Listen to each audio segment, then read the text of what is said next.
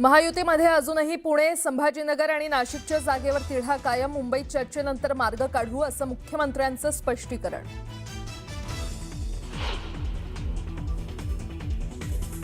तीस तारखेपासून मराठा आरक्षणाच्या मागण्यांसाठी उपोषणाचा जरांगेंचा इशारा. आज पत्रकार परिषदेत स्पष्ट करणार पुढील दिशा.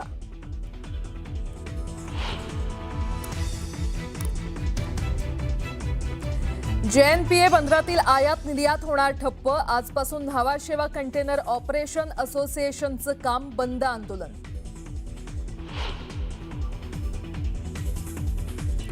देशभरात आज बकरी ईदचा उत्साह. राज्यात अनेक ठिकाणी कुर्बानीवरून वाद, तर संवेदनशील भागात पोलिसांचा बंदोबस्त तैनात.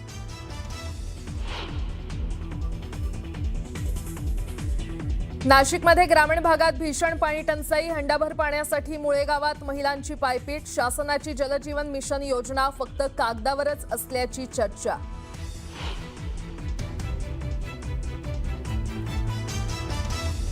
म्हाडाच्या 2640 घरांच्या सोडतीसाठी अर्ज भरण्याचा आज शेवटचा दिवस. आतापर्यंत 62,420 अर्जदारांचे अनामत रकमेसह अर्ज दाखल. यंदा अपेक्षेपेक्षा कमी प्रतिसाद.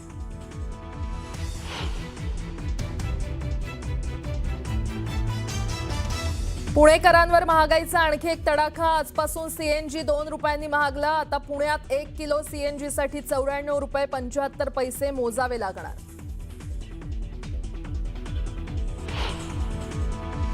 कल्याणच्या दुर्गाडी किल्ला परिसरात शिवसैनिकांकडून घंटानाद आंदोलन केलं जाणार आहे. आज बकरी ईदच्या दिवशी शिवसैनिकांकडून हे आंदोलन केलं जाणार आहे. कल्याणच्या ऐतिहासिक दुर्गाडी किल्ल्यावर हिंदू आणि मुस्लिम दोन्ही धर्मियांची प्रार्थनास्थळं आहेत. तर बकरी ईदच्या दिवशी मुस्लिम बांधवांकडून इथे नमाज पठण केलं जातं.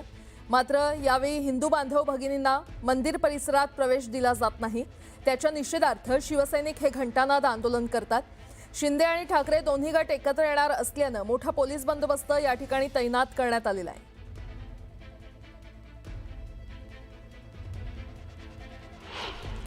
तर कल्याणच्या दुर्गाडी किल्ला परिसरात शिवसैनिकांकडून घंटानाद आंदोलन केलं जाणार आहे. आज बकरी ईदच्या दिवशी शिवसैनिकांकडून हे आंदोलन केलं जाणार आहे.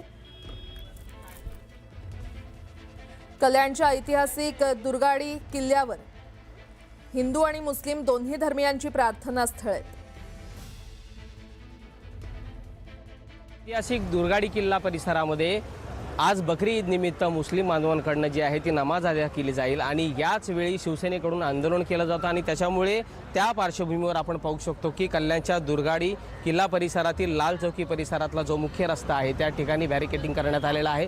पोलिसांचा मोठा पोलीस बंदोबस्त तैनात करण्यात आलेला आहे. त्याचं कारण असं आहे की जेव्हा ही नमाज अदा केली जाते त्यावेळेस हिंदू बांधवांना त्या ठिकाणी जाण्यास मज्जाव केला जातो आणि गेल्या 40 वर्षापासून म्हणजे आनंद दिघे ज्यावेळेस होते त्यावेळेसपासून शिवसेनेकडनं हे आंदोलन केलं जातं. मात्र यावेळेस या आंदोलनामध्ये भाजपानं देखील सहभाग घेतलेला आहे. भाजपानं पत्र दिलेलं आहे की आम्हा हिंदू बांधवांना जर दुर्गाडी किल्ला परिसरामध्ये जाऊ दिलं नाही तर यावेळेस आम्ही हनुमान चालिसाचं पठण करू आणि त्याच्यामुळे या पार्श्वभूमीवर इथे कोणताही कायदा सुव्यवस्थेचा प्रश्न निर्माण होऊ नये यासाठी मोठ्या प्रमाणात पोलीस बंदोबस्त तैनात करण्यात आलेला आहे.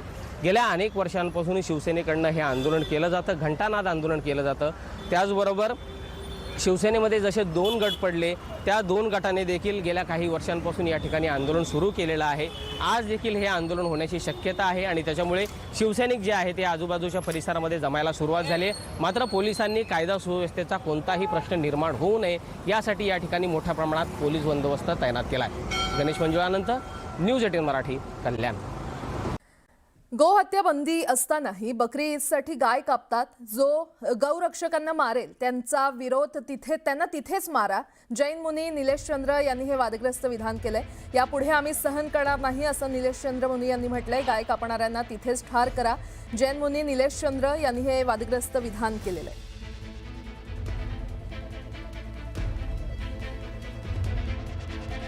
ये कसाई ने मुस्लिम लोगों ने बकरी ईद पर जो गाय लेके जा रहे थे यवतमाल में उसको पत्थर से कूट कूट कर मार डाला. अभी इसी तरह से माननीय एकनाथ शिंदे साहब आणि देवेंद्र फडणवीस साहेबांशी माझं नम्र निवेदन, अशी जर गोरक्षक जर मरत असेल तो आम्हाला कानून हातामध्ये घ्यावा लागेल. जो जो आमच्या गोरक्षकाला मारेल त्याला आम्ही तिथंच मारायची आम्ही योजना बनवू. जिथे जिथे हे गाया तस्करी करत असेल त्या कसाईना तिथंच कापा आणि तिथंच त्याला स्टार करा. गायले कापणं म्हणजे हिंदू धर्मात पाप आहे. गोमाताला राज्यमाता घोषित केलं, राज्यमाता दर्जा दिला. आपल्या आईला जर कोणी कापत असेल तर त्याला कापून टाका. हे आपले भाऊ नाही आहे.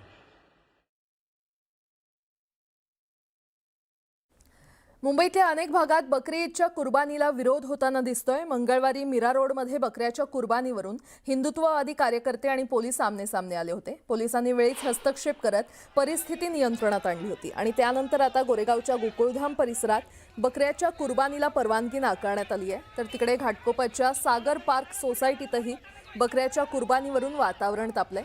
तर पुण्यातही कुर्बानीला परवानगी देऊ नये अशी मागणी करण्यात येते.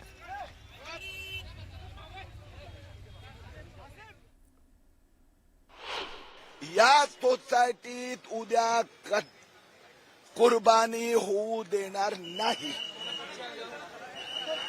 आता राहिली गोष्ट, ज्या अधिकाऱ्यांचा रोल जो पॉझिटिव्ह असला पाहिजे त्याच्याऐवजी गोंधळ तयार करत होते. मला विश्वास आहे की पुढच्या 2-3 तासात सोसायटीचे लोकांना जी कुर्बानी करायची आहे म्हणजे राहणाऱ्या त्यांची कुर्बानीची व्यवस्था महापालिका करीत आहेत.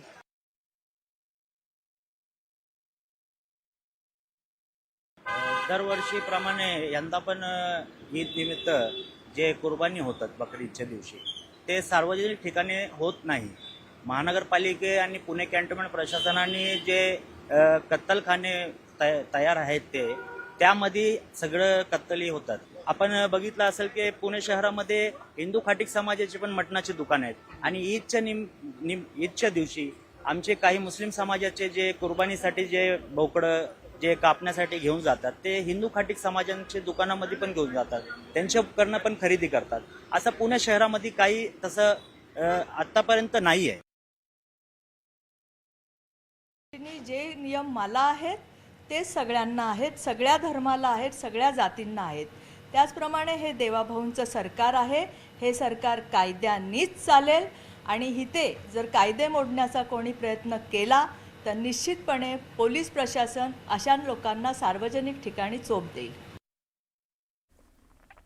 विधान परिषदेच्या 17 जागांसंदर्भात महायुतीचा फॉर्म्युला मुंबईतच निश्चित होईल असं मुख्यमंत्र्यांनी स्पष्ट केलं. मात्र विधान परिषदेसंदर्भातला निर्णय हा मुंबईतच होईल असं मुख्यमंत्र्यांनी स्पष्ट केलं. तर राष्ट्रवादी काँग्रेसनं 3 जागांची मागणी केली असून जिथे राष्ट्रवादीची ताकद सर्वाधिक आहे ती जागा आम्हाला मिळावी अशी मागणी केल्याची माहिती सुनेत्रा पवार यांनी दिली.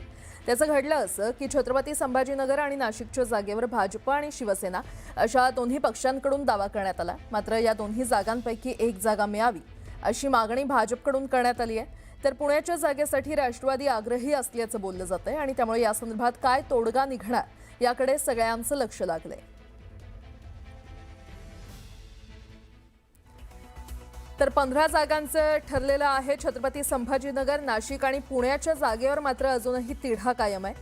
छत्रपती संभाजीनगर आणि नाशिकच्या जागेवर शिवसेना आणि भाजपकडून दावा करण्यात आलाय. तर छत्रपती संभाजीनगर आणि नाशिकपैकी एका जागेसाठी भाजप आग्रही आहे. राष्ट्रवादीकडून भाजपकडे पुण्याच्या जागेची मागणी करण्यात आलेली आहे आणि राष्ट्रवादीकडून 17 पैकी 3 जागांची मागणी करण्यात आलेली आहे.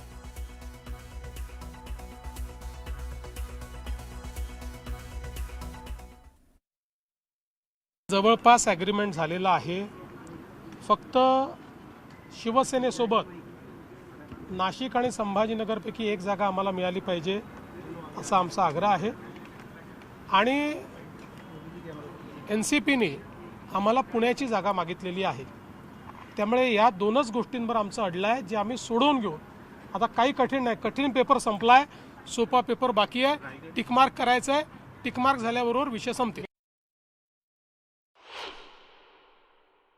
1-2 दिवसामध्ये हा विषय संपेल. जवळपास महायुतीचं जे जागा वाटपाचं सूत्र जवळपास 1-2 दिवसात पूर्ण होईल. आणि महायुती म्हणूनच निवडणूक होईल आणि महायुती पूर्ण जागा जिंकेल. मुख्यमंत्री आज पहिल्यांदा म्हणाले संभाजीनगर किंवा नाशिक पैकी कोणती तरी एक जागा आम्हाला मिळावी असा आमचा आग्रह आहे, असं त्यांनी उघडपणे पहिल्यांदा सांगितलंय मुख्यमंत्री. आता त्यांनी जे सांगितलंय त्याच्यावर चर्चा होईल ना आणि तो मिटून जाईल.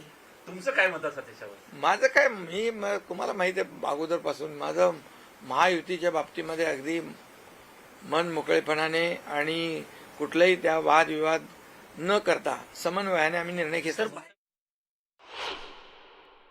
माझी भूमिका हीच आहे की जिथे आमच्या जागा जास्त सीट मिळाली पाहिजे आणि आमची अगदी जे सकारात्मक चर्चा चालली आहे तसं होईल. वहिनी आकडा किती तुम्हाला अपेक्षा किती वहिनी? वहिनी जागांचा आम्ही 3 जागांसाठी मागणी केलेली आहे आणि नक्कीच सकारात्मक